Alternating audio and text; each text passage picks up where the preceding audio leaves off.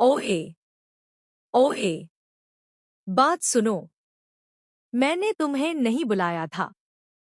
सच तो यह है कि मैं तुम्हें बुलाना भी नहीं चाहता था।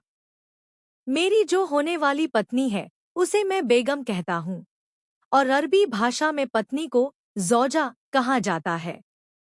उसी ने तुम्हें यहाँ बुलाया है, मेरी तरफ से नहीं। तो मैं भी यहाँ मान्यता जी के कहने पर ही आई हूँ।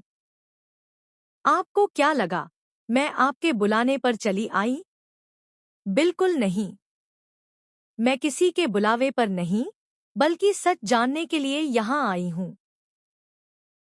अगर मान्यता जी मुझे आने के लिए नहीं कहती, तो शायद मैं कभी यहाँ कदम भी नहीं रखती।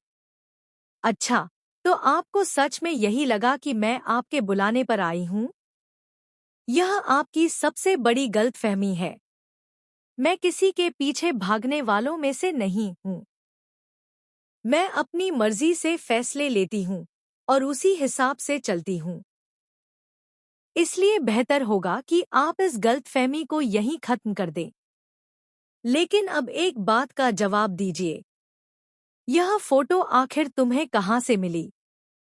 अरे भाभी, सुबह से तो यही फोटो सबको दिखाने की कोशिश कर रही थी। देखिए ना, कितनी अच्छी आई है। इस फोटो में मैं कितनी स्लिम लग रही हूँ। मुझे तो यह फोटो बहुत पसंद है, इसलिए मैं सबको दिखा रही थी। मैं उस फोटो की बात नहीं कर रहा हूँ। मैं उस दूसरी फोटो की बात कर रहा हूँ। वही तस्वीर जिसने मेरे मन में कई सवाल खड़े कर दिए हैं। यह फोटो किसी आम मौके की नहीं लगती। इसे देखकर ऐसा लगता है कि इसके पीछे कोई बहुत बड़ा राज छिपा हुआ है। सच सच बताओ, यह तस्वीर तुम्हारे पास आई कहाँ से? इतना सुनते ही सबके चेहरे का रंग उड़ जाता है। कमरे में अचानक सन्नाटा छा जाता है। किसी के पास इस सवाल का सीधा जवाब नहीं होता। हर कोई एक दूसरे का चेहरा देखने लगता है, जैसे किसी बड़े सच के सामने आने का डर सबके मन में बैठ गया हो। मुझे शुरू से ही शक था कि कुछ न कुछ ऐसा है जो सबसे छिपाया जा रहा है। लेकिन अब यह फोटो देखकर मेरा शक और भी मजबूत हो गया है।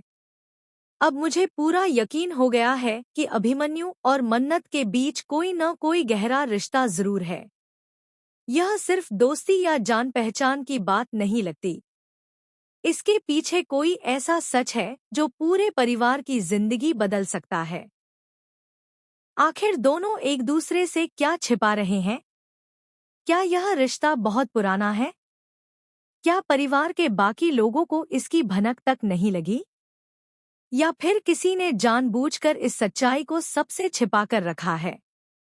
दूसरी तरफ मन्नत भी काफी घबराई हुई दिखाई देती है। उसे डर है कि अगर यह फोटो सबके सामने आ गई, तो उसके सारे राज खुल सकते हैं।